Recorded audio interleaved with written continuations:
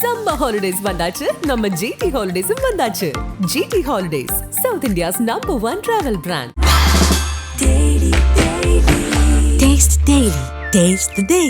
நாமக்கல்ல Tiruchengode main road எர்ணாபுரத்துல இருக்கிற Spiro prime public ஸ்கூல்ல +2 போர்டு எக்ஸாம்ஸோட சேர்த்து நீட் அண்ட் ஜேஇ கோச்சிங்கும் கொடுத்துட்டு இருக்காங்க. மாண்புமிகு தமிழக முதல்வர் அவர்களுக்கு வணக்கம். இப்போ எனக்கு கொலை மிரட்டல் பயந்து ஓடிட்டு இருக்கேன். சாக போற நான் என்ன வேணாலும் பேச முடியும். எப்படியும் கொண்டுருவாங்க அப்படின்னு தெரியும். விசாரணையே பண்ணல. கேஸ் டிஸ்போஸ் ஆகும். சூப்பர் போலீஸ்ல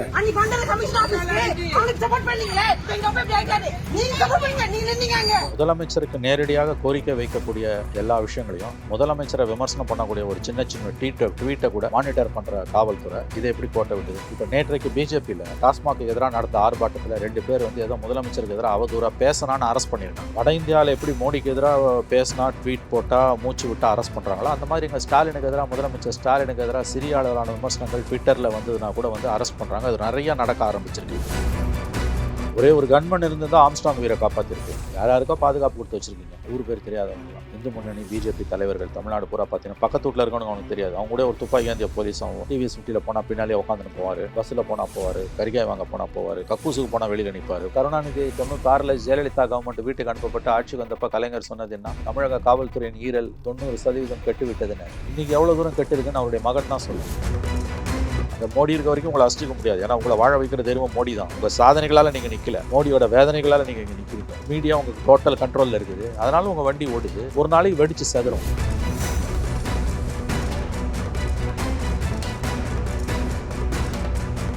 ஐபிசி தமிழ் நேயர்களுக்கு வணக்கம். இன்றைய நேர்காணலில் நம்முடைய இணைந்திருப்பவர் மூத்த பத்திரிகையாளர் திருமணி. நிகழ்ச்சிக்குள்ள போகலாம். சார் வணக்கம். சார் வணக்கம். சட்டம் ஒழுங்கு தொடர்பாக தொடர்ச்சியான சர்ச்சைகள் எழுந்துக்கிட்டே இருக்குது. இப்போது சமீபத்தில் திருநெல்வேலியில் ஒரு ஓய்வு பெற்ற காவல் அதிகாரி ஒருத்தர் கொலை செய்யப்பட்டிருக்கார். அதுவும் ஒரு வீடியோ வெளியிட்டிருக்கார். நான் இதுக்கு முன்னாடி ஒரு கம்ப்ளைண்ட் கொடுத்துருந்தேன், எனக்கு அச்சுறுத்தல் இருக்குது அப்படின்னு. ஆனால் காவல்துறை நடவடிக்கை எடுக்கலை அப்படின்னு சொல்லிட்டு. இது என்ன மாதிரியான விளைவுகளை சமூகத்தில் ஏற்படுத்தும்னு நினைக்கிறேன்? இந்த சம்பவம் ஒரு தனிப்பட்ட சம்பவம் தான் நம்ம பார்க்கணும். ஏன்னா அவருக்கும் அங்கே இருக்கக்கூடிய ஒரு நில பிரச்சனை. அது அவர் சமூகத்தை சார்ந்த மற்றொருவர் இஸ்லாமியர் தான். அவரோட தான் அவருக்கு பிரச்சனை வந்திருக்கு. என்னுடைய உயிருக்கு ஆபத்து இருக்குன்னு அவர் வீடியோ போட்டு முதலமைச்சருக்கு அனுப்பியிருக்கார். இது ஒரு ஆர்கனைஸ்டு கிரைம், அந்த கொலை அந்த கேட்டகரியில் தான் வரும். ஆனால் இது தனிப்பட்ட பகை. 2 விதமான கொலாப்ஸ் ஆகும் லா அண்ட் ஆர்டர். ஒன்று தனிப்பட்ட பகையால் நடக்கக்கூடிய படுகொலைகள், குடும்பத்தில் சண்டை, பெண்கள் விவகாரம், கொடுக்கல் வாங்கல், நிலத்தகராறு. இந்த பிரச்சனையெல்லாம் ஐ திங்க் எல்லா கவர்மெண்ட்லேயுமே தான் இது இருக்கும். ஆனால் இது ஒரு அளவு கடந்து போகுதுன்னா அதுக்கும் அரசு தான் பொறுப்பு. ஏன்னா ஆர்கனைஸ்டு கிரைம்ஸை தடுக்கிறதுக்குன்னா ஒரு இன்டெலிஜென்ஸ் யூனிட் எல்லா மாவட்டங்கள்லேயும் உண்டு. அவங்க விழிப்புடன் இருந்து பல நேரங்களில் தடுத்துருக்காங்க. கொலைகள் நடந்ததை தான் நம்ம பார்க்குறோம். தடுக்கப்பட்ட கொலைகள் நடந்த கொலைகளை விட அதிகமாக இருக்கும். அந்த அளவுக்கு தான் காவல்துறையும் சிறப்பாக செயல்பட்டிருக்குன்னு நம்ம சொல்லணும். 2வது கேட்டகரி தீவிரவாத தாக்குதல்கள், மதவெறி, சாதிய மோதல்கள். இது அளவுகோல் இதுதான் 2வதுக்கு சொல்கிறது தான். இப்போ 89, 91 அன்றைய திமுக ஆட்சியில் நடந்த பத்மநாபா படுகொலை, எல்டிடியோட தாக்குதல்கள், இதெல்லாம் சட்டம் ஒழுங்கு தாண்டி தேச பாதுகாப்புக்கான அச்சுறுத்தல். அது சீரியஸான இஷ்யூ. அந்த லெவலுக்கு என்ன தமிழ்நாடு போல.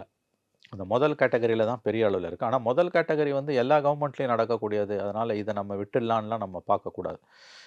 இதுவும் ஒரு சிக்கல் தான். ஏன்னு கேட்டிங்கன்னா, இப்போ இந்த படுகொலை நிகழ்த்தியது ஆர்கனைஸ்டு கிரைம் கேங்ஸ் தான் பண்ணியிருப்பாங்க. அவர்களுக்கு அப்போ கண்டிப்பாக அதை அவங்கள மானிட்டர் பண்ணுறதுக்கு ஒரு பெரிய டீம் இருந்துக்கிட்டே தான் இருந்திருக்கும். இப்போ அந்த டீமோட வேலை என்ன, அவங்க எங்கே கோட்டை விட்டாங்க, இவ்வளோ விஷயங்கள் அங்கே இருக்குது.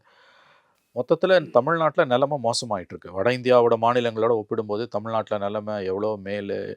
தமிழ்நாடு அமைதி பூங்கா தான் என்பதில் எந்த மாற்று கருத்தும் இல்லை. ஆனால் தமிழகத்தின் அளவுகோல்களின்படி பார்த்தா நிலைமை நாளுக்கு நாள் மோசமாகுது.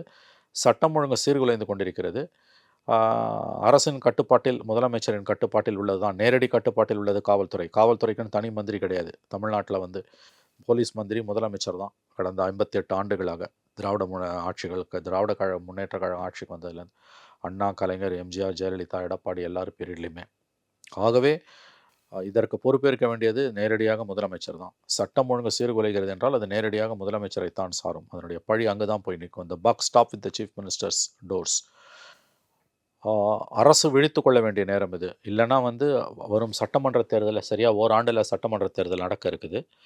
நிலைமை மிக மோசமாக போனால் இந்த அரசுக்கான அவப்பெயராக அது சேரும். ஏன்னா ஒரு அரசாங்கத்துக்கான அளவுகோல் சட்டம் ஒழுங்கு தான். மற்ற நல்ல திட்டங்கள், பெண்களுக்கான உதவி, கல்வி மானியம், நான் முதல்வன் ஸ்கீமு, காலை சத்துணவு இதெல்லாம் ஒரு பக்கம் இருந்தாலும், ஆட்சிக்கான அளவுகோல் சட்டம் ஒழுங்கு சீர்குலையாமல் இருக்கா அப்படின்றது தான். அதில் இப்போ பெரிய ஓட்ட விழ ஆரம்பிச்சிருக்கு. அரசு விழித்து கொள்ள வேண்டிய நேரம் இது. இல்லை என்றால் இதற்கான விலையை அவர்கள் 26ல் கொடுப்பார்கள். நீங்க சொன்னீங்க இந்த ஒரு ஆர்கனைஸ்டு கிரைம்ஸை வந்து கண்ட்ரோல் பண்றதுக்கு ஒவ்வொரு டிஸ்ட்ரிக்ட்லையும் வந்து ஒரு யூனிட் இருக்கும். ஆனா இந்த திருநெல்வேலியில் நடந்த கொலை வந்து அவங்களுடைய தவறுன்னு தான் பார்த்துட முடியும். ஏன்னா ஆர்கனைஸ்டு கிரைமை கண்ட்ரோல் பண்ற யூனிட்ன்றது வந்து நம்ம லோக்கல்ல இருக்கிற லா அண்ட் ஆர்டர் போலீஸுக்கு மேல இருக்கிறவங்க இன்டெலிஜென்ஸ் சம்பந்தப்பட்டவங்க. ஆனா இவர் லா அண்ட் ஆர்டர் போலீஸ்ல நான் கம்ப்ளைண்ட் கொடுத்தேன் அப்படின்றாரு. அதைத்தான் நான் complaint சொல்றேன். கொடுத்தேன் அவர் அப்படிங்கும்போது கம்ப்ளைண்ட் கொடுத்தான்றது இது பேசிக்காவே ஒரு பிரச்சனை ஆகுது. எக்ஸாக்ட்லி அதைத்தான் நான் உங்களுக்கு சொல்ல வரேன். நிலைமை சீரியஸாக போயிட்டு இருக்குன்னு அதை தான் சொல்ல வரேன். அதாவது என்னன்னா வந்து அவர் ஒரு வீடியோ போட்டு முதலமைச்சருக்கு நேரடியாக கோரிக்கை வைக்கிறார். முதலமைச்சருக்கு நேரடியாக கோரிக்கை வைக்கக்கூடிய எல்லா விஷயங்களையும் முதலமைச்சரை விமர்சனம் பண்ணக்கூடிய ஒரு சின்ன சின்ன ட்வீட்டை கூட மானிட்டர் பண்ணுற காவல்துறை இதை எப்படி கோட்டை விட்டுது? இப்போ நேற்றைக்கு பிஜேபியில் அவங்க அந்த டாஸ்மாக்கு எதிராக நடந்த ஆர்ப்பாட்டத்தில் 2 பேர் வந்து ஏதோ முதலமைச்சருக்கு எதிராக அவதூறாக பேசினான்னு அரெஸ்ட் பண்ணியிருக்காங்க. பிஜேபியில் இருக்கக்கூடிய பிஜேபியை நம்ம சித்தாந்த ரீதியாக எதிர்க்கிறோம், அதில் எந்த சந்தேகமும் இல்லை. ஆனால் வட இந்தியாவில் எப்படி மோடிக்கு எதிராக பேசினா ட்வீட் போட்டால் மூச்சு விட்டால் அரெஸ்ட் பண்ணுறாங்களோ அந்த மாதிரி இங்கே ஸ்டாலினுக்கு எதிராக முதலமைச்சர் ஸ்டாலினுக்கு எதிராக சிறிய அளவிலான விமர்சனங்கள் ட்விட்டரில் வந்ததுன்னா கூட வந்து அரெஸ்ட் பண்ணுறாங்க. அது நிறையா நடக்க ஆரம்பிச்சிருக்கு. இப்போ இன்றைக்கி அவங்க எஸ்ஆர் சேகர் ஒரு ஸ்டேட்மெண்ட் கொடுத்துருக்காரு காலையில். அவர் போட்ட ட்வீட்டில் வந்து கோயம்புத்தூரில் 17ஆம் தேதி டாஸ்மாக் எதிரான தமிழ்நாடு முழுவதும் நடைபெற்ற ஆர்ப்பாட்டத்தில் கலந்து கொண்ட 2 பேர் வந்து அவர்கள் முதலமைச்சருக்கு எதிராக சில கருத்துக்களை ஆபாசமாக பேசினாங்கன்னு அரெஸ்ட் பண்ணியிருக்காங்க. 7 ஆண்டுகளுக்கு கீழ் தண்டனை பெறக்கூடிய குற்றங்களை அரெஸ்ட் பண்ணக்கூடாதுன்னு சுப்ரீம் கோர்ட் எவ்வளோ முறை வலியுறுத்தியும் எந்த அரசாங்கமும், அது பிஜேபி அரசு மட்டும் இல்லை, மம்தா பானர்ஜி அரசு இல்லை, ஸ்டாலின் அரசு கூட அதை காதில் வாங்கியதாகவே தெரியல. நான் ஏன் இதை சொல்கிறேன்னா, யாராவது ஒருவர் முதலமைச்சருக்கு எதிராக ஒரு சிறிய முணுமுணுப்பை மேற்கொண்டால் கூட, சிறிய அளவில் விமர்சனத்தை வைத்தால் கூட அவர்களை கைது செய்து சிறையில் அடைக்கக்கூடிய காவல்துறை, இங்கே ஒரு எஸ்ஐ, ஓய்வு பெற்ற எஸ்ஐ தான் உயிருக்கு ஆபத்து இருக்குன்னு முதலமைச்சருக்கு வீடியோ போடுறாரு. அப்போ அங்கே வந்து அந்த பாதுகாப்பை பலப்படுத்தியிருக்கணும். அதாவது நல்லா ஞாபகம் வச்சுக்கோங்க, கொலை வந்து எல்லாரும் பண்ண மாட்டான். கொலை பண்ணுறதுக்குன்னு ஒரு கும்பல் இருக்கும். ஸ்பர் ஆஃப் மூமெண்ட்டில் கொலை நடக்கிறது வேறு, ஒரு க்ஷண நேரத்தில் நடக்கிற கொலை வேறு. அது யாராலையுமே தடுக்க முடியாது எந்த கவர்மெண்ட்லேயும். ஆனால் இந்த மாதிரி கொலைகளை வந்து ஆர்கனைஸ்டு கேங்ஸ் தான் பண்ணுவாங்க. அவங்கள கண்காணிக்கிறதுக்கு யூனிட்ஸ் இருக்குது. அப்போ அவங்க கோட்டை விட்டாங்க. அதனால தான் இது சீரியஸ் இஷ்யூ நம்ம சொல்கிறோம். இது தனி மனித படுகொலை எந்த அரசாங்கத்தாலையும் தடுக்க முடியாதுன்னு சால்ஜாப்பு சொல்ல முடியாது. இந்த மாதிரியான படுகொலைகள் வந்து ஆர்கனைஸ்டு கேங்ஸ் கொலையை தொழிலாக மேற்கொண்டவர்கள் பண்ணக்கூடிய காரியம். எல்லாராலையும் கொலையை தொழிலாக மேற்கொள்ள முடியாது. கோடி ரூபாய் கொடுத்தாலும் உங்களால் பண்ண முடியாது, என்னால் பண்ண முடியாது. சராசரி மனித இயல்பு அதை செய்யாது. அதிகபட்சம் நீங்கள் அவனுக்கு கொலையை தொழிலாக கொண்டவனுக்கு காசை கொடுத்து கொலை பண்ணுவீங்களே ஒழிய நீங்கள் பண்ண மாட்டீங்க. அந்த மனசு வராது. அதனால் அவங்கள மானிட்டர் பண்ணுறது போலீஸுக்கு ரொம்ப ஈஸி. நான் ஏன் இதை சொல்கிறேன்னா, முதலமைச்சருக்கு எதிராக ஒரு முணுமுணுப்பை மேற்கொண்டால், ஒரு சின்ன ட்வீட் போட்டால் கூட அவங்கள பாஞ்சு புறாண்டி அவங்கள தூக்கி உள்ளே பாஞ்சு வேட்டையாடுறீங்கல்ல. இங்கே இந்த மாதிரியான கேங்ஸ் கொலை பண்ணுறதையும் முழு நேர தொழிலாக கொண்டவர்கள் அவங்க சதி திட்டம் தீட்டுறாங்கன்றதெல்லாம் உங்களுக்கு தெரியாது. அதான் வீடியோ போடப்பட்டிருக்கு, சம்மந்தப்பட்ட நபர் வீடியோ போட்டிருக்காரு. அப்படி இருக்கும்போது நீங்கள் வந்து எப்படி வந்து இதை கோட்டை விட்டீங்க? அப்போ இது கண்டிப்பாக இது தோல்வி தான். இதை வந்து ஒரு க்ஷண நேர படுகொலையோட ஒப்பிட்டு பேச முடியும். இப்போ ஒரு குடும்பத்துக்குள்ளே அடிதடி, அண்ணன் தம்பனுக்குள்ளே அடிதடி, பொம்பளை விஷயத்தில் ஏதோ பிரச்சனை ஆகுது, இல்லை சொத்து விஷயத்தில் பிரச்சனை ஆகுது, வாய் தகராறு முத்தி தம்பி அண்ணன் கொண்டுறான் அப்படின்னா அதுக்கு கவர்மெண்ட்டு காரணம் கிடையாது. அது எந்த கவர்மெண்ட்டில் வேணால், எந்த நாட்டில் வேணால், எங்கே வேணால் நடக்கும்.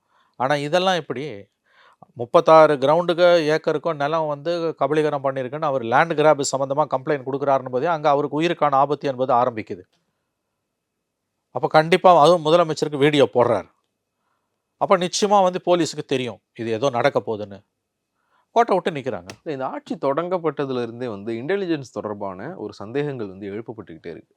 கள்ளக்குறிச்சியில் நடந்த அந்த பள்ளி கலவரமாகட்டும், அதுக்கு பிறகு கள்ளச்சாராய மரணங்கள், இது எல்லா விஷயத்துலையுமே வந்து இன்டெலிஜென்ஸ் வந்து குற்றம் சொல்லப்பட்டுக்கிட்டே இருக்குது. இவங்க வந்து தொடர்ச்சியாக கோட்டை விட்டுக்கிட்டே இருக்காங்க. இங்கே ஆம்ஸ்ட்ராங் படுகொலையிலையுமே வந்து இந்த ஆர்கனைஸ்டு கிரைம்ஸை மானிட்டர் பண்ணுற அந்த யூனிட் மேலே தான் குற்றம் சொல்லப்பட்டது. ஏன்னா ஆல்ரெடி இங்கே ஒரு கொலை நடந்திருக்குன்னு உங்களுக்கு தெரியும். ஸோ அதற்கு பழி வாங்குறவங்க யார் இருப்பாங்கன்னு அவங்க நீங்கள் கண்காணிச்சிருந்தீங்கன்னா ஆம்ஸ்ட்ராங்குக்கு வந்து ஒரு ஸ்கெட்ச் போடப்படுது அப்படின்றது வந்து காவல்துறைக்கு தெரிஞ்சிருக்கும். அப்படின்னு ஏன் வந்து இந்த ஆட்சியில் தொடர்ச்சியாக ஆர்கனைஸ்டு கிரைம்ஸை வந்து மானிட்டர் பண்ணுறதுல கோட்டை விட்டுக்கிட்டே இருக்காங்க? நல்ல கேள்வி. கேட்க வேண்டிய இடம் தான் வேறு. இதை நீங்கள் கேட்க வேண்டியது முதலமைச்சர் சித்தரஞ்சன் சாலையில் கேட்குறது என்கிட்ட கேட்குறீங்க.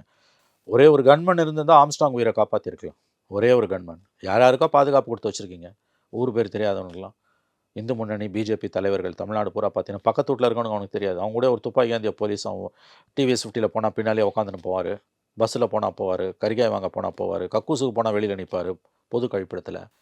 கொடுங்க, தப்பு நான் சொல்லலை. உயிரை காப்பாற்றணும், விலை மதிப்பில்லாத உயிர் தான், தாராளமாக செய்யுங்க. அப்படி இங்கே ஆம்ஸ்டாங் விஷயத்தில் எப்படி கோட்டை விட்டீங்க? ஒரு கன்மன் இருந்தால் அந்த உயிரை காப்பாற்றிருக்கலாம், கோட்டை விட்டீங்க. அதே தான் இப்போ. அப்போ ஆர்கனைஸ்டு யூனிட்ஸ் வந்து என்ன வேலை செய்யுது? எங்கள் தலையில் கோளாறா, மூளையில் இதில் ஈரலில் கோளாறா? கருணாநிதி 96ல் ஜெயலலிதா கவர்மெண்ட் வீட்டுக்கு அனுப்பப்பட்டு ஆட்சிக்கு வந்தப்போ கலைஞர் சொன்னது என்ன? தமிழக காவல்துறையின் ஈரல் 90% கெட்டு விட்டதுனாரு. இன்றைக்கி எவ்வளோ தூரம் கெட்டு இருக்குன்னு அவருடைய மகன் தான் சொல்லணும். இவங்க என்ன சொல்லுவாங்க? இப்போ இந்த ஆர்குமெண்ட்டை நீங்கள் பொது வெளியில் வச்சிங்கன்னா, திமுகலேருந்து வரக்கூடிய செய்தி தொடர்பாளர்களும் திமுகவை ஆதரிக்கக்கூடிய திமுகவுடைய தொங்கு சதைகளும் என்ன பேசுவாங்கன்னா, நீ குஜராத்தை பற்றி பேசு, மணிப்பூரை பற்றி பேசு, ஊபியை பற்றி பேசுன்னுவாங்க. அதை பற்றியெல்லாம் பேசுகிறோம், ஆனால் இங்கே நடக்கிறதையும் நீ கொஞ்சம் பேசுன்றோம். எந்த பிரச்சனையை கலப்பினாலும் நீ மணிப்பூரை பேசு, ஊபியை பேசு, குஜராத்தை பேசுனா அப்போ இங்கே எதுக்கு ஒரு கவர்மெண்ட்டு? நம்முடைய அளவுகோலின்படி நாம் மோசமாக விழுந்து கொண்டிருக்கிறோம். அதைத்தான் நான் மறுபடியும் சொன்னேன். உத்தரப்பிரதேசத்தோட, மணிப்பூரோட, பீகாரோட, குஜராத்தோட கம்பேர் பண்ணும்போது தமிழகம் அமைதி பூங்கா என்பதில் யாதொரு மாற்று கருத்துக்கும் இடமில்லை. ஆனால் நம்முடைய அளவுகோல்களின்படி தான் நம்ம இதை பார்க்கணும். ஒப்பீட்டு அளவில் நீங்கள் பார்த்தீங்கன்னா உகாண்டாவோடு கூட ஒப்பிடலாம். தடி எடுத்தவங்களாம் தண்டல்காரன்னு இருக்குதாங்க, ஒப்பிடுவோமா? ஒப்பிட மாட்டோம். காட்டாட்சி நடக்கக்கூடிய உத்தரப்பிரதேசத்தோட ஒப்பிடுவோமா? ஒப்பிட மாட்டோம். என் அளவுகோல் என்னுடைய மாநிலம். அப்போ இங்கே ஏற்கனவே ஒரு கவர்மெண்ட் இருந்திருக்குது. இதற்கு முன்னால் இருந்தவர்கள்லாம் கூட இப்படி செஞ்சது கிடையாது. ஆர்கனைஸ்டு கிரைம்ஸ் உங்களால் தடுக்க முடியல அப்படின்னா உங்கள் சிஸ்டத்தில் பெரிய கோளாறு இருக்குது. அப்போ காவல்துறையை கையில் வைத்திருக்கக்கூடிய முதலமைச்சர் தான் இதற்கு முழு பொறுப்பேற்க வேண்டும். இந்த நேற்றைக்கு நடைபெற்ற அந்த திருநெல்வேலி அவர் பேர்னா ஜாஃபர் ஹுசேன் அவர் படுகொலையெல்லாம் வந்து என்னை பொறுத்தவரையில் வந்து படுதோல்வி, காவல்துறையின் உளவுத்துறையின் படுதோல்வி. அவர் வீடியோ போடுறாரு, வீடியோ போடுறோன்னா நீங்கள் இதே அவர் சிஎம்ஐ திட்டி வீடியோ போடுறோம், அடுத்த நிமிஷம் பாஞ்சு போராண்டி அவர் அரெஸ்ட் பண்ணியிருப்பீங்கல்ல. பிஜேபிக்காரெல்லாம் தூக்கி உள்ளே போடுறீங்கல்ல. பிஜேபி பண்ணுறது நாசகார அரசியல்ன்றது வேறு விஷயம். ஆனால் ஜனநாயக ரீதியாக விமர்சனம் பண்ணி ட்வீட் போட்டால் கூட எதுக்கு நீ அரெஸ்ட் பண்ணுற? இதை பார்த்து இன்றைக்கி இடதுசாரிகள் காங்கிரஸ்லாம் அமைதியாக இருக்காங்க. தெரியல உங்களுக்கு, நாளைக்கு அவங்களுக்கு வரும். உனக்கு பிஜேபியை பிடிக்கல சித்தாந்த ரீதியாக என்பது வேறு, அதுவும் உரிமை. ஆனால் அங்கே தனி மனித சுதந்திரத்தை மறுக்கிறவனுக்கும் தனி மனித சுதந்திரத்தை உறுதிப்படுத்துறது தான் தனி மனித சுதந்திரத்தின் மீது உண்மையான நம்பிக்கை கொண்டிருப்பவனுக்கான அளவுகோல். அப்படி பார்த்தா இன்றைக்கி தமிழ்நாட்டில் திமுகவோட தொங்கு சதையாக இருக்கக்கூடிய கூட்டணி கட்சிகள் எல்லாம் இன்றைக்கி எங்கே நிற்கிறாங்க? அவங்க எத்தனை பேரங்க கைது பண்ணி உள்ளே வைக்கிறான்? பிஜேபியில் இருக்கவங்கள, ஆர்எஸ்எஸில் எதிர்த்து பேசுகிறவங்கள. நீங்கள் அந்த சித்தாந்தம் உனக்கு பிடிக்கல, அது அது உண்மை தான், அது மதவாத சித்தாந்தம் தான், அது இந்தியாவுக்கு ஆபத்தான சித்தாந்தம் தான். ஆனால் அவன் சட்டத்துக்கு உட்பட்டு ஜனநாயக பாதையில் கருத்து தெரிவிக்கும் போது கூட நீ அரெஸ்ட் பண்ணி உள்ளே வைக்கிறனா, இந்த போக்கு எவ்வளோ ஆபத்தான போக்கு. நாளைக்கு உங்களுக்கு திரும்ப இது அமைதியாக இருக்கீங்க, நாளைக்கு உங்களுக்கு எதிராக திரும்ப போகுது. ஏற்கனவே சாம்சங் பிரச்சனை, வேங்கவேல் பிரச்சனை எல்லாம் உங்களுக்கு திரும்பிடுச்சு. அப்போ அந்த மாதிரி தான் இந்த சட்டம் ஒழுங்கு பிரச்சனை நீங்கள் பார்க்கணும். இதை வெறும் தனி மனித படுகொலைகளாக பார்க்கக்கூடாது. இப்போ திமுக கேட்டினா அவங்க என்ன சொல்லுவாங்க? இதெல்லாம் தனி மனித படுகொலைங்க, நாங்கள் எப்படிங்க தடுக்க முடியும்வாங்க. ஆர்கனைஸ்டு கிரைம்ஸ் அவங்களால ப்ரிவெண்ட் பண்ண முடியலன்னா நீங்கள் தோத்துக்கிட்டு இருக்கீங்கன்னு அர்த்தம். சட்டம் ஒழுங்கு கொலாப்ஸ்ன்னு அர்த்தம். இந்த விஷயத்தில் சட்டம் ஒழுங்கு தொடர்பான கேள்விகள் ஆளும் தரப்பில் வைக்கும்போது இந்த குற்றங்கள் எல்லாம் வந்து எல்லா ஆட்சி காலத்திலும், நீங்கள் சொன்ன மாதிரி அவங்களும் சொல்கிறாங்க, குற்றங்கள் எல்லா ஆட்சி காலத்திலையும் நடக்கும். ஆனால் எப்படி வந்து ஒரு கவர்மெண்ட் ரியாக்ட் பண்ணுது அப்படிங்கிற இடத்துல இருந்தால் இதை அணுகணும். நாங்கள் ஒரு குற்றம் நடந்த பிறகு அது தொடர்பான ஆஃப்டர்மேத்தை வந்து இந்த கவர்மெண்ட் ரொம்ப வேகமாக பண்ணிக்கிட்டு இருக்கு அப்படிங்கிற ஒரு பார்வையை முன்வைக்கலாம். இல்லைங்க, ரியாக்ஷனை பற்றி மட்டும் அது ஓரளவு உண்மை, நம்ம மறுக்கல. குற்றங்கள் எல்லா கவர்மெண்ட்லேயும் நடக்கும். ரியாக்ஷனை வச்சு தான் ஒரு கவர்மெண்ட் இடப்படணும், அது ஒரு பாதி உண்மை, இன்னொரு பாதி பொய். இதெல்லாம் தடுக்கப்பட வேண்டிய குற்றங்கள். நான் அதை தான் சொன்னேன். நீ ஒரு தனிப்பட்ட முறையில் ஒரு பெண் விவகாரத்தில் 2 ஆண்கள் அடிச்சுக்கிட்டு கொலை பண்ணிக்கிறான், அல்லது எக்ஸ்ட்ரா மேரிட்டல் அஃபேரில் வந்து ஒரு பெண்ணை வந்து ஒரு ஆண் கொலை பண்ணிடலாம், அல்லது ஒரு ஆணை ஒரு பெண் கொலை பண்ணிடுறா, அதெல்லாம் எந்த கவர்மெண்ட்டும் தடுக்க முடியாது. அதை வச்சா நம்ம இன்றைக்கி பேசுகிறோம். இன்றைக்கி லேண்ட் கிராபில் ஃபார்மல் கம்ப்ளைண்ட் அவர் கொடுத்துருக்காரு. 36 கிரவுண்ட் என்னமோ பல கோடி ரூபாய் பெருமானம் உள்ள இடம். அவர் முதலமைச்சருக்கு வீடியோ போடுறாரு. நான் கேட்குறேன், முதலமைச்சருக்கு வீடியோவை அவர் வேறு விஷயத்தில் போட்டிருந்தா இந்த கவர்மெண்ட்டு சும்மா இருந்திருக்குமா? சும்மா கோஷம் போட்டவனை அரெஸ்ட் பண்ணி உள்ளே வைக்கிறாங்க. என்னங்க நாடா சுடுகாடாங்க இது? எல்லா கட்சி ஊர்வலத்துலேயும் தான் கோஷம் போடுவான், எல்லா கட்சி ஊர்வலத்துலையும் யார் எதிர்கட்சியும் அவங்கள திட்ட தான் செய்வான். அதுக்கெல்லாமா நீ அரெஸ்ட் பண்ணுவேன்? அவ்வளோ தூரமாக வந்து உங்களுக்கு வந்து பயப்படுறீங்க நீங்கள் வந்து இந்த எதிர்ப்புகள் எல்லாம் பார்த்து. அப்போ அந்த அளவுக்கு நீங்கள் டைட் பண்ணுறீங்கல்ல. இங்கே ஒரு ஓய்வு பெற்ற காவல் அதிகாரி முதலமைச்சருக்கு வீடியோ போடுறாரு. அப்போ கொஞ்சம் உஷாராக இருந்திருக்கணும்ல. அவருக்கு துப்பாக்கி ஏந்திய போலீஸ் பாதுகாப்பு கூடன்னு கேட்கல. யாரால் அவருக்கு ஆபத்து வருமோ அவனை நீ மானிட்டரிங்கில் போட்டிருந்தாலே வந்திருக்க மாட்டான்ல. வழக்கமாக இந்த மாதிரி குண்டாசு 6 மாதம் 1 வருஷம் ஜெயிலில் இருந்துட்டு வெளியில் வரான், ஆர்கனைஸ்டு கிரிமினல். போலீஸ் எப்படி மானிட்டரிங்கில் வைக்க அவனை?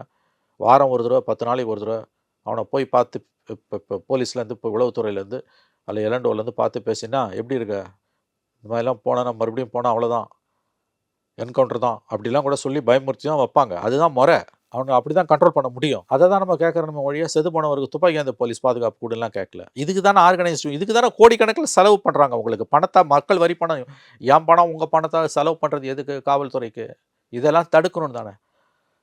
அதை கோட்டை விட்டுட்டு நிற்கிறீங்கன்னா அப்போ உங்களுக்கு மேலே தானே. ஒன்று ஞாபகம் வச்சுக்கோங்க, இன்றைக்கு இந்த சட்டம் ஒழுங்கு சீர்குலைவை இதற்கு காரணமான காவல்துறை அதிகாரிகள் யாரும் 26 தண்டிக்கப்பட மாட்டார்கள். இதற்கான விலையை திமுக அரசும் முதலமைச்சர்களும் அமைச்சர்களும் தான் கொடுப்பாங்க.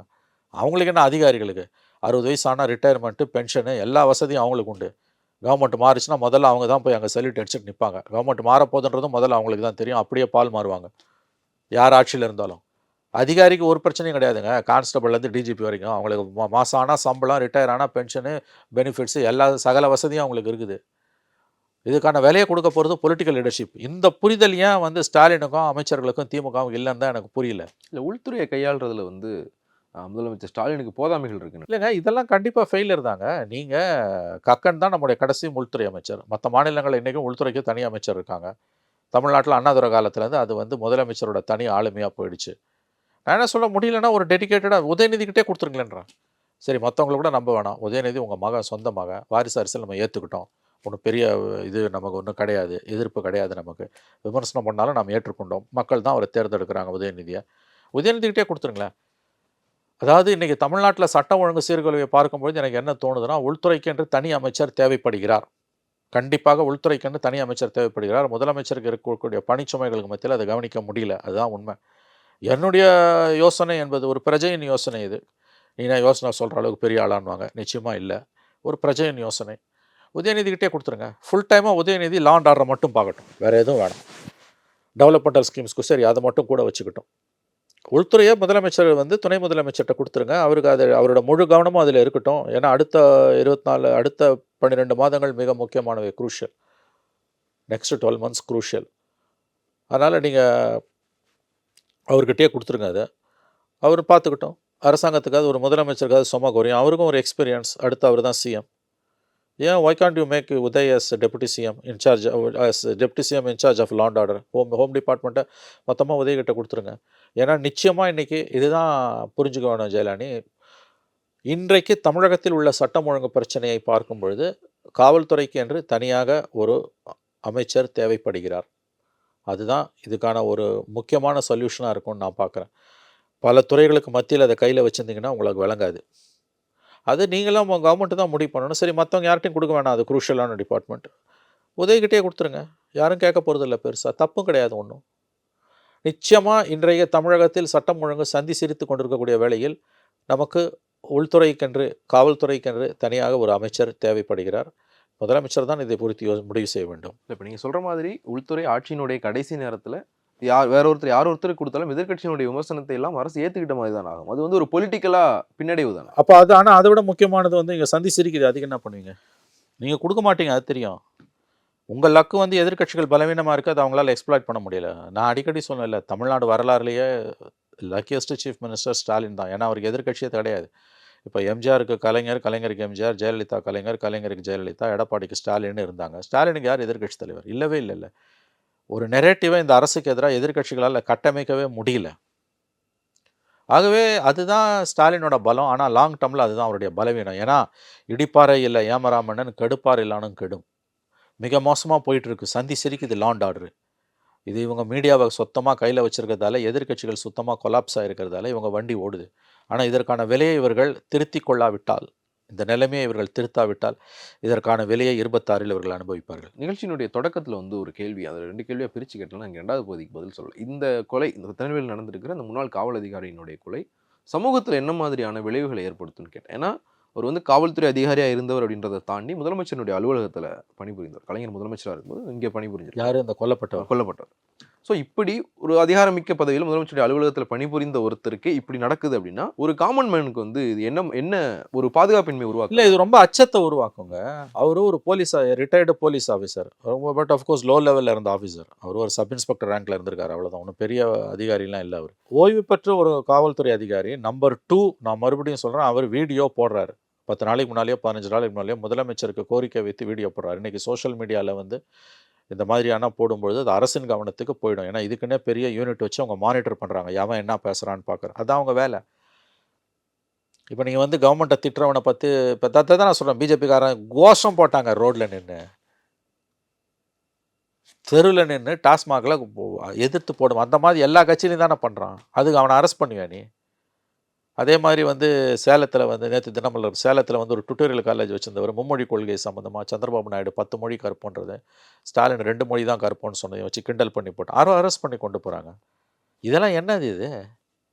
சரி, இவ்வளோ பண்ணுறீங்கல்ல, எங்கே பிடிக்கணுமோ அங்கே கோட்டை விட்டு நிற்கிறீங்களே, இதில் கடைசியில் அவ பெயரை தானே கொண்டு வருது. ஒரு ஓய்வு பெற்ற காவல்துறை அதிகாரிக்கு அவர் தன் உயிருக்கு ஆபத்து இருப்பதாக நேரடியாக முதலமைச்சருக்கு கோரிக்கை விடுத்து வீடியோ பேசியிருப்பாங்க. வீடியோன்றது பொது வெளியில் போகுது, கோடானு கோடி மக்கள் பார்க்குறாங்க. அதுக்கு பிறகு அரசாங்கம் விழித்து கொள்ளவில்லைன்னா அப்போ என்ன கவர்மெண்ட் நடக்குது? யார் கண்ட்ரோலில் ஆட்சி இருக்குது? யாருடைய கட்டுப்பாட்டில் காவல்துறை இருக்குது? இது மிகப்பெரிய அவப்பெயரை உங்களுக்கு கொண்டு வரும். இன்றைக்கி கூட்டணி கையில் இருக்குது, எதிர்க்கட்சிகள் சதுரி கிடக்குது, பாசிச பாஜக இருக்குது உங்களை காப்பாற்றுறதுக்கு.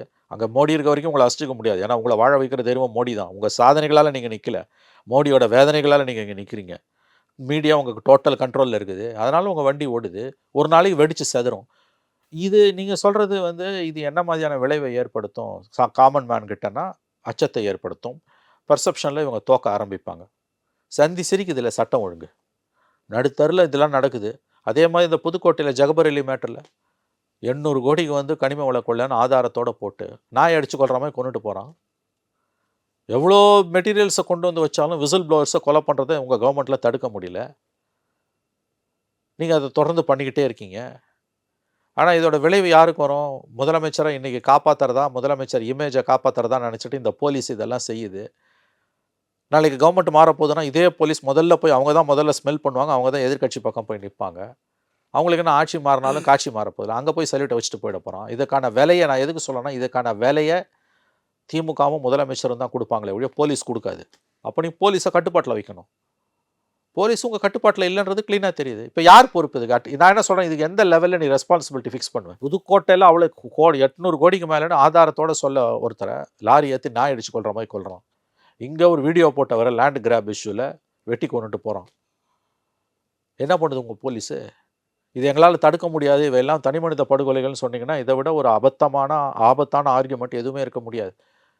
இதை பார்த்து முதலமைச்சர் ரசிக்கிறாருன்னா அவர் வந்து மிகப்பெரிய அளவில் அரசியல் விலையை இதற்காக 26 கொடுப்பார். ஏன்னா மறுபடியும் சொல்கிறேன், இதுக்கான விலையை அரசு தான் கொடுக்கும், ஆட்சி தான் கொடுக்கும், முதலமைச்சர் தான் கொடுப்பார், போலீஸு கொடுக்காது. இதை முதல்ல புரிஞ்சுக்கணும். இன்றைக்கி முதலமைச்சரை காப்பாற்றுறதா, இமேஜை காப்பாற்றத்தான் நினச்சிட்டு போலீஸ் இந்த வேலையெல்லாம் செய்கிறத ஸ்டாலின் அனுமதிக்கிறாரு.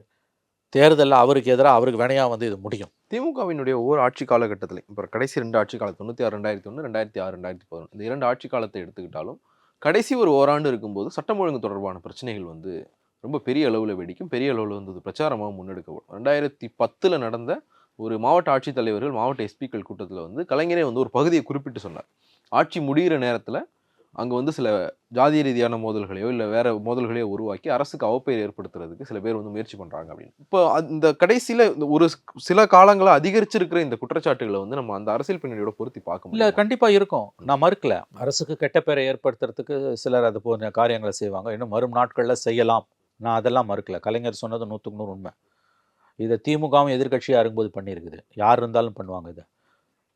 ஆனால் விழிப்புடன் இருந்து காப்பாற்றுறது தானே காவல்துறையோட வேலை. அதுக்கு தானே தனியாக டிஜிபி இருக்கார், அதுக்கு தானே உள்துறை செயலாளர், அதனால தானே முதலமைச்சரே தான் கட்டுப்பாட்டில் வைத்திருக்கார். ஏங்க, இந்தியாவில் என்னுடைய நினைவுகள் சரியாக இருக்குமானால் 60 ஆண்டுகள் காவல்துறையை முதலமைச்சர் மட்டுமே கட்டுப்பாட்டில் வைத்திருக்கிற ஒரே மாநிலம் தமிழ்நாடு. அந்த மாதிரி இங்கே செட்டப் வந்துடுச்சு. ஆனால் அதுவே இன்றைக்கி உங்களுக்கு பிரச்சனையாக போகுது. ஒன்று விஷயம் நல்லா ஞாபகம் வச்சுக்கோங்க ஜெயலலினி, அதாவது இன்றைக்கு தமிழகத்தில் சட்டம் ஒழுங்கு மிக மோசமாக சீரழிந்து கொண்டிருக்கிறது. மறுபடியும் சொல்கிறேன், வட இந்தியாவோட கம்பேர் பண்ணும்போது நம்ம எவ்வளோ பெட்டர். தமிழ்நாடு அமைதி பூங்கா, எனக்கு எந்த மாற்று கருத்தும் இல்லை. ஆனால் நம்முடைய அளவுகோல்களின் போய் பார்த்தீங்கன்னா தமிழ்நாட்டில் சட்டம் ஒழுங்கு வெகு விரைவாக சீரழிந்து கொண்டிருக்கிறது. இந்த நிலைமையை மாற்றணுன்னா மிக சீரியஸான நடவடிக்கைகள் தேவை. அதில் ஒரு நடவடிக்கை காவல்துறைக்குன்னு முழு நேரமாக ஒரு மந்திரியை போடுறது, அல்லது ஒரு டெபுட்டி மினிஸ்டருமா இன்சார்ஜாவது போடுங்க, இல்லை அதிகாரிகள் அளவில் களையெடுப்பை பண்ணுங்கள். ஏதாவது ஒன்றை பண்ணுங்கள். இது ரெண்டையும் பண்ண முடியாது உங்களால் அப்படின்னா ஓகே. நீங்கள் முதல்ல சொன்னீங்க, இன்னும் 1 வருஷம் இருக்கும்போது காவல்துறைக்குன்னு தனி மந்திரியை போட்டால் அது பலவீனமாக பார்க்கப்படும், எதிர்கட்சிகள் அதையே ஒரு இஷ்யூ எடுத்து பேசுவாங்க. சரி, உங்கள் மகனை போடுங்கன்னா ஓகே, அதுலேயும் உங்களுக்கு சிக்கல் வரும்னா ஃபைன், இப்போ இருக்கிறதே போட்டோம். ஆனால் அதிகாரிகளையாவது மாற்றுங்க. அட்வைசர் மாதிரி யாரையா கொண்டு வாங்க. இப்போ இருக்க அதிகாரிகளில் சிலரை மாற்றிட்டு லா அண்ட் ஆர்டருக்கு செக்யூரிட்டி அட்வைசர் மாதிரி யாராவது அட்வைசர் யாராவது இருந்திருக்கு. கடந்த காலங்களில் இருந்திருக்கு அந்த மாதிரி. ஒரு நல்ல ஓய்வு பெற்ற காவல்துறை உயர் அதிகாரி அல்லது ஐஏஎஸ் அதிகாரி, மிக நேர்மையான அதிகாரி இருக்காங்க, எவ்வளோ பேர் இருக்காங்க. அவங்கள advisor to the chief minister on law and order கம்ப்ளீட்டாக வந்து டிஜிபி உட்பட அத்தனை பேரும் அவருக்கு தான் ரிப்போர்ட் பண்ணும். ஹோம் செக்ரட்டரி கூட அங்கே ரோல் இருக்கக்கூடாது. ஏன்னா இந்த சிஸ்டம் வந்து கரப்டாக இருக்குது. கரப்ட்னா பணம் மட்டும் இல்லைங்க, கரப்ஷன்றது பணம் மட்டும் கிடையாது. ஐடியாலஜிக்கலாக கரப்ட் ஆகிறது, காஸ்ட் வைஸ் கரப்ட் ஆகிறது, ஜாதி வெறி தலைவிரிச்சு ஆடுது டிபார்ட்மெண்ட்டுக்குள்ளே. அது ஒரு பெரிய இஷ்யூவாக இருக்குது. ஸோ அட்லீஸ்ட் இதையாவது ஒன்று தனியாக மந்திரியை போடுங்க, இல்லை அதிகாரிகளை மாற்றுங்க. இது ரெண்டையும் உங்களால் செய்ய முடியாதுன்னா ஒரு அட்வைசரை போடுங்க, அது ஈஸி. அடுத்த ஓராண்டுக்கு advisor to the chief minister on law and order, முழு கட்டுப்பாடு அவர்கிட்ட இருக்கணும். இவங்க அத்தனை பேர் அங்கே சல்யூட் அடிக்கணும். அந்த மாதிரி இருந்தால் கூட உங்களுக்கு ஒரு நல்லது. இது மாறா இது எதுவுமே இல்லைங்க. நான் ஊபியை பார், மத்திய பிரதேசை பார், ராஜஸ்தானை பார், பீகாரை பார், மணிப்பூரை பற்றி பேசாமல் இங்கே வந்து நீ எதுக்கு பேசுகிற, நீ பிஜேபி கைக்கூலி சங்கி இப்படிலாம் நீங்கள் பேசி பொதுவாதங்களை வந்து கட்டமைக்கிறீங்க, அந்த நெரேட்டிவ் பில்டப் பண்ணுறீங்கன்னா உங்களை யாராலையும் காப்பாற்ற முடியாது. நீங்கள் எவ்வளவு நல்லது செஞ்சாலும் சட்டம் ஒழுங்கு இப்போ இருக்க நிலைமையில் தொடருமே. ஆனால் 26 திமுக படுதோல்வியை தழுவும், எழுதி வைத்துக் கொள்ளுங்கள். லா அண்ட் ஆர்டர் ஒரு சீரியஸ் த்ரெட்டாக, சீரியஸ் சேலஞ்சாக ஸ்டாலின் கவர்மெண்ட்டுக்கு உருவாகிட்டுருக்கு. ஆனால் அவங்க அதை அங்கீகரிக்க மறுக்கிறாங்க. இப்போ இந்த விமர்சனங்களெல்லாம் அவர் சங்கிங்க, அவர் பிஜேபி ஆள் அப்படின்னு ஒதுக்குவாங்க, அவர் ஏடிஎம்கே ஆளுன்னு ஒதுக்குவாங்க. விமர்சனங்களை எல்லாத்தையும் காதில் வாங்கிறதே கிடையாது. விமர்சனம் காதை கிழிக்குதுன்னா விமர்சிக்கிறவனை தனிப்பட்ட முறையில் தாக்குறது, அவனை கழுவில் ஏற்றுறது. தவறுகளை திருத்திக்கணுன்ற எண்ணம் இந்த அரசுக்கு இல்லவே இல்லை. தேனும் பாலும் ஓடுதுன்னு நினைக்கிறாங்க அவங்க. அப்படி இருந்தாங்கன்னா இவங்களை யாராலையும் காப்பாற்ற முடியாது. நீங்கள் சொன்ன இந்த ஒரு விஷயத்தில் வந்து 60 ஆண்டுகளாக கரெக்டாக சொல்லணும்னா 58 ஆண்டுகளாக இங்கே வந்து முதலமைச்சர் தான் உள்துறை பார்த்துக்கிட்டு இருக்காங்க தமிழ்நாட்டை பொறுத்தவரை. எல்லா ஆட்சி காலத்துலையுமே இந்த குற்றச்சாட்டுகள் இருக்குது. இப்போது திமுக ஆட்சி காலகட்டத்தில் எனக்கு போன நவம்பரில் வந்து இது தொடர்பாக விவாதம் நடத்தினப்போ ஒரு பள்ளி அறைக்குள்ள, ஒரு ஸ்கூல் கிளாஸ் ரூமுக்குள்ளே போய் ஒரு டீச்சரை வந்து ஒருத்தர் கொலை பண்ணிடுறார். அது ஒரு தனிப்பட்ட பிரச்சனையில் அந்த கொலை தனிமனித பிரச்சனை. அந்த கொலை நடந்துருது. பள்ளி ஆசிரியர்களுக்கு பாதுகாப்பு இல்லையா அப்படிங்கிற விமர்சனம் முன் வைக்கப்படும். இந்த கேள்வியை வந்து திமுக தரப்புல முன் வச்சப்போ இதே மாதிரி எடப்பாடி பழனிசாமி ஆட்சியில் நடந்த ஒரு சம்பவத்தை வந்து அவங்க எடுத்துட்டு வராங்க. அதுல காவல்துறை எப்படி செயல்பட்டது அப்படின்னு எல்லா விஷயங்களையும் காவல்துறை ஒரே மாதிரி செயல்பட்டு பொலிட்டிக்கல் தலைமையை தாண்டி, அரசியல் தலைமையை தாண்டி காவல்துறையிலே பிரச்சனை இருக்கு. அடிப்படை பிரச்சனை காவல்துறையிலே அடிப்படை பிரச்சனை இருக்கு. எந்த கவர்மெண்ட்லையும் இல்லாத பிரச்சனை இந்த கவர்மெண்ட்ல அடிப்படையில் சில பிரச்சனைகள் இருக்குன்னு ஆரம்பத்துல இருந்து சொல்லிட்டு இருக்காங்க. கள்ளக்குறிச்சி இன்சிடென்ட் அப்போ வந்து நான் இதை திரும்ப சொன்னேன். அப்போ நான் அதை ஒரு தொலைக்காட்சி விவாதத்தில் பதிவு பண்ண பிறகு அன்றைக்கு உயர் பதவியிலிருந்து இன்று ஓய்வு பெற்று விட்ட ஒரு அதிகாரி என்னுடன் பேசினார். நான் இதை பெருமைக்காக சொல்லவில்லை. அவர் சொன்னார், நீங்கள் சொல்லுவது சரிதான், நான் நீங்கள் சொல்லுவதை கவனத்தில் கொள்ளுகிறேன், என்னால் இயன்ற அளவு நான் இதை சரி செய்ய முயற்சிக்கிறேன். அந்த அதிகாரி மிக உயர்ந்த அதிகாரி. அவர் துரதிருஷ்டவசமாக அவரால் ஒன்றும் செய்ய முடியவில்லை. அவரும் ஓய்வு பெற்று போய்விட்டார். வேறு எந்த அரசிலும் இல்லாத அளவுக்கு பிரச்சனைகள் இந்த அரசில், எல்லா அரசிலும் பிரச்சனைகள் இருக்கும். ஆனால் இந்த அரசில் மற்ற அரசில் இல்லாத பிரச்சனைகள் இருக்குது. கள்ளக்குறிச்சி இன்சிடென்ட்டில் லா அண்ட் ஆர்டருக்கு எதிராக இன்டெலிஜென்ஸ் நியூஸை பிளான்ட் பண்ணுறான். முன்னணி நாளிதழ் ஹிந்துவில் பிளான்ட் பண்ணுறான். லா அண்ட் ஆர்டருக்கு எதிராக இன்டெலிஜென்ஸ் பிளான்ட் பண்ணுறான். இன்டெலிஜென்ஸ்க்கு எதிராக லா அண்ட் ஆர்டர் பிளான் பண்ணுறான் இன்னொரு பெரிய பத்திரிகையில். இது எவ்வளவு பெரிய ஒரு ஆபத்தான போக்கு. ஏன்னா யூனிஃபார்ம்டு சர்வீசஸில் வந்து 2 ஒப்பீனியனில் பேசுகிறான், பிளான்ட் பண்ணுறான்னா அது அடிப்படையில் முதலமைச்சருக்கு எதிராக போய் நிற்கும். ஒன்று மறுபடியும் நான் சொல்கிறேன், தயவு செஞ்சு ஞாபகத்தில் வச்சுக்கோங்க, இதை காதில் வாங்குங்க. இதை பார்க்கக்கூடிய நண்பர்களுக்கு கூட நான் சொல்கிறேன், லா அண்ட் ஆர்டரில் வரக்கூடிய எல்லா இஷ்யூஸும் போலீஸை அஃபெக்ட் பண்ணாது. அவன் 60 வயசு ஆனால் சம்பளம் வாங்கி ரிட்டையர் ஆகிட்டு போயிடுவாங்க. அவங்க எல்லாம் அதிகாரிகள் எல்லாம், கான்ஸ்டபிள்லேருந்து டிஜிபி வரைக்கும் எல்லாருக்கும் 60 வயசுக்கு போயிடுவாங்க. 58 வயசாக இருந்தவங்களே 60 வயசு ஆகிட்டாங்க. அவங்களுக்கு எந்த குறையும் கிடையாது. யார் வேலை கொடுப்பா தெரியுமா? பாலிட்டிஷியன்ஸ் தான் வேலை கொடுப்பாங்க.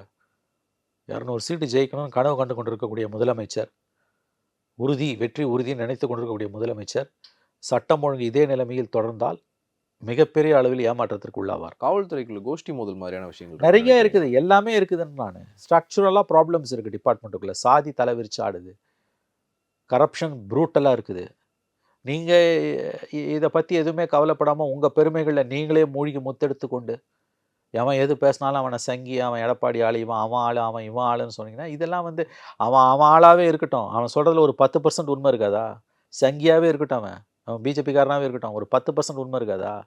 அதைத்தானே நீங்கள் எடுத்துக்கணும். அப்படி தான் கலைஞர் இருந்தார். எல்லாரும் உங்களுக்கு ஜால்ரா தட்டணும்னு தான் நீங்கள் எதிர்பார்க்குறீங்க. எல்லாரும் உங்களை புகழ்ந்து பேசணும்னு எதிர்பார்க்குறீங்க. எல்லாரும் உங்களுக்கு வந்து இப்போ காவடி தூக்கணும்னு நீங்கள் எதிர்பார்க்குறீங்க. அது எப்படிங்க இருக்கும்? அந்த மாதிரி எந்த கவர்மெண்ட்டுமே இருக்காது. அதாவது தேனும் பாலும் ஓடக்கூடிய ராமராஜ்யன்றது எந்த கவர்மெண்ட்லையுமே கிடையாது. இந்த கவர்மெண்ட் இல்லை, எந்த கவர்மெண்ட்லையும் நாளைக்கு வரப்போகிற எந்த கவர்மெண்ட்லையுமே இருக்காது. Life is nothing but problems and problems. எல்லாரையும் ஒரு அரசாங்கத்தால் திருப்திப்படுத்த முடியாது. குவாலிட்டேட்டிவாக நீங்கள் என்ன பண்ணுறீங்க, டிகிரி எவ்வளோ வேரி ஆகுதுன்றது தான் முக்கியம். இது பற்றி கவலையே இல்லாமல் எங்களுக்கு நாங்களே மாலை போட்டுப்போம், தமிழ்நாடு தான் பெஸ்ட்டு அப்படின்லாம் நீங்கள் பேசுனீங்கன்னா யாராலையுமே காப்பாற்ற முடியாது. அங்கே மன் கி பாத் மாதிரி இங்கே முதலமைச்சர் வீடியோ விட்டுக்கிட்டு இருக்காரு. என்ன நடக்குதுன்னு அவருக்கு தெரியல, அவர் காதுக்கு போல. அதிகாரியை மட்டும் நீங்கள் நம்பினீங்கன்னா அவன் கண்டிப்பாக முட்டு சந்தில் தான் கொண்டு போய் நிறுத்துவான், எல்லா அதிகாரியும். அதனால தான் நீங்கள் ப்ரெஸ் மீட்டே நடத்துறதில்ல. ஒரு ப்ரெஸ் மீட் கிடையாது. அதாவது ஒன்று ஞாபகம் வச்சுக்கோங்க, தேனும் பாலும் எந்த கவர்மெண்ட்லையும் ஓடாது. குறை சொல்கிறவங்கள நீங்கள் வந்து அலோவ் பண்ணணும். மீடியா உங்கள் டோட்டல் கண்ட்ரோலில் இருக்குது. அதுவே உங்களுக்கு மிகப்பெரிய அளவில் ஆபத்தாக போய் முடிய போகுது. தோற்று வீட்டுக்கு போகும்போது தான் உங்களுக்கு தெரியும் அதோட பலன். அப்போ தான் தெரியும். ப்ரெஸ் மீட் ஏன் வைக்கணுன்றோம்? அதிகாரி பொய் சொல்லுவான், கட்சிக்காரன் பொய் சொல்லுவான், மந்திரி பொய் சொல்லுவான். மீடியாவில் வந்து எவனாவது 4 பேரை ஏற்று கேள்வி கேட்டால் உண்மை உங்கள் காதுக்கு வரும். ப்ரெஸ் மீட்டே கிடையாது. இம்ப்ராம்ப்டாக நின்று 4 கேள்விக்கு பதில் சொல்லிட்டு போகிறாரு. இந்த 5 வருஷத்தில் 4 வருஷத்தில் ஒரு ப்ரெஸ் மீட் இல்லைங்க. ஒரு ப்ரெஸ் மீட் கூட இல்லைன்னா நீங்கள் பெரிய ஆபத்தை சந்திக்க போகிறீங்கன்னு அர்த்தம். மீடியாவிலேருந்து வரக்கூடிய கேள்விகள் அவனுக்கும் உள்நோக்கம் இருக்குது. ஆனால் அதில் ஒரு 10% 20%ஆவது உண்மை உங்கள் காதுக்கு வரும். அதிகாரிகள் மறைக்கிற, சொந்த கட்சிக்காரன் மறைக்கிற, சொந்த மந்திரி சபை சக மந்திரிகள் மறைக்கிற அட்லீஸ்ட் சில விஷயங்கள் ப்ரெஸ் கான்ஃபரன்ஸ் நடந்ததுன்னா உங்களுக்கு நான் சொல்கிறது ப்ரெஸ் கான்ஃபரன்ஸ்னால் full fledged press conference, called press conference. அந்த மாதிரி ஒரு ப்ரெஸ் மீட் ஸ்டாலின் பீரியடில் இல்லை. 50 தடவை வந்து அவர் இம்ப்ராம்ப்டாவாக நின்று பேசிட்டு போயிருப்பார். இப்போ ஒரு கள்ளக்குறிச்சிக்கு வராரு, ஏதோ பார்க்குறாரு, ரோட்டில் நின்று அப்படியே மைக்கு முன்னால் பேசிட்டு போகிறது, அது கிடையாது. கால்டு ப்ரெஸ் மீட்டு அது இல்லை. அது உங்களுக்கே நல்லது. கலைஞர் பீரியடில் எத்தனையோ பீரியட் நான்லாம் என் அனுபவத்தில் சொல்கிறேன். நான் ஏஎன்எல் இருக்கும்போது 96 2001 அந்த பீரியடு, 2006 நான் பேச விரும்பல. அந்த பீரியடில் வந்து சில கேள்விகளை நம்ம கேட்கும்போது நான் இல்லாமல் எனக்கு அந்த அனுபவம் உண்டு. அந்த நேரத்தில் கோவப்படுவார், நீ அவாளியா அப்படின்வார், அப்புறம் ஜோக்குக்கு சொன்னையா அப்படின்வார். அந்த நேரம் நம்மளை கடிச்சிடுவார். ஆனால் சாயங்காலம் 6 மணிக்கு ராஜமாணிக்கத்திலேருந்து ஃபோன் வரும், யோ என்னையா பண்ணிட்டு போனோம், கொளுத்தி போட்டு போனையா, உண்டு இல்லைன்னு எடுத்துட்டாரு, சரி என்ன விஷயம், உண்மைதாயா நீ சொன்னது, சொல்ல சொன்னாரியா அப்படின்வார். அதாவது இது வந்து அவர்கிட்ட இருக்கக்கூடிய ரொம்ப என்ன மாதிரி இருக்கக்கூடிய அந்த காலகட்டத்தில் கவர் பண்ண எல்லா ரிப்போர்ட்டர்ஸுக்குமே அது தெரியும். சில சமயத்தில் அதிகாரிகள்கிட்ட நமக்கு ரியாக்ஷன் வராது, ஃபீட்பேக் வராது. ஆனால் கலைஞர் காதில் போயிருக்கும். அது அவர் நடவடிக்கை எடுத்திருப்பார். நமக்கு எல்லா நேரத்துலையும் நடவடிக்கை எடுத்தோன்னு எல்லா நேரத்துலையும் சொல்ல மாட்டாங்க. சில நேரத்தில் தான் சொல்லுவாங்க, பல நேரத்தில் சொல்ல மாட்டாங்க. ஆனால் அவர் காதுக்கு போய் அவர் நடவடிக்கை எடுத்துருவார். அது உங்களுக்கு நல்லது. நான் ப்ரெஸ் மீட் வைக்கணும் ஸ்டாலின் சொல்கிறதோட அர்த்தம் அவருக்கு நல்லது. ஏன்னா இன்னைக்கு இருக்கக்கூடிய நிலைமை, அவரை சுற்றி இருக்கக்கூடிய ஒரு வட்டம் வந்து பல தகவல்களை அவர் காதுக்கு கொண்டு போகல. இது எப்போ தெரியும்னா பவரை விட்டு இறங்கின பிறகு தான் உங்களுக்கு தெரியும். எலெக்டட் கவர்மெண்ட் இன்னும் 1 வருஷம் உங்களுக்கு இருக்குது. இந்த 1 வருஷத்துலையாவது இந்த 4 வருஷ தவறுகளை நீங்கள் திருத்திக்கணும். பல தவறுகள் நடந்துக்கிட்டு இருக்குங்க, பல பிரச்சனைகள் இருக்குது. இதில் முதலமைச்சருக்கு பாதி விஷயத்துக்கு மேலே போகிறதே இல்லை. அதை சுற்றி இருக்க ஒரு கூட்டம் எல்லாத்தையும் வந்து கம்ப்ளீட்டாக கண்ட்ரோல் பண்ணுது. ஒன்று மட்டும் நான் சொல்கிறேன், நான் யாரையும் குறிப்பிட்டு சொல்ல விரும்பல. ஆனால் அது எல்லாரும் கடந்து போகிறாங்க. ஆனால் அதுதான் எச்சரிக்கை மணின்னு நான் நினைக்கிறேன். அதை அவங்க பிஜேபியை கிண்டல் பண்ணுறதுக்கும், பிஜேபியை எதிர்க்கிறதுக்கும், பிஜேபியை கடுமையாக விமர்சிக்கிறதுக்கும் பயன்படுத்திக்கிறாங்க. ஆனால் அதில் ஒரு உண்மை இருக்குன்னு நான் நம்புகிறேன். தர்மேந்திர பிரதான் பார்லிமெண்ட்டில் பேசும்போது ஒரு விஷயம் சொன்னார், சூப்பர் சிஎம்னு.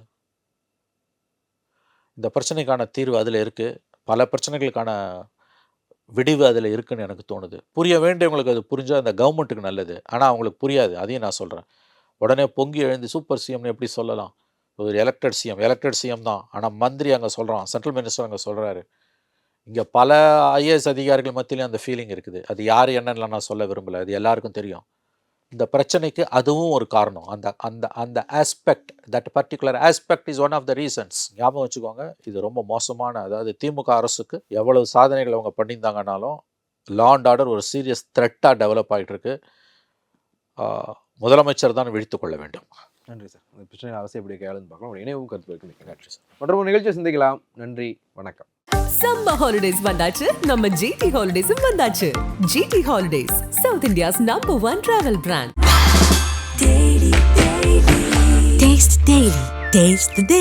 நாமக்கல்ல திருச்செங்கோடு மெயின் ரோட் எர்ணாபுரத்துல இருக்கிற ஸ்பைரோ பிரைம் பப்ளிக் ஸ்கூல்ல +2 போர்டு எக்ஸாம்ஸோட சேர்த்து நீட் அண்ட் JEE கோச்சிங்கும் கொடுத்துட்டு இருக்காங்க.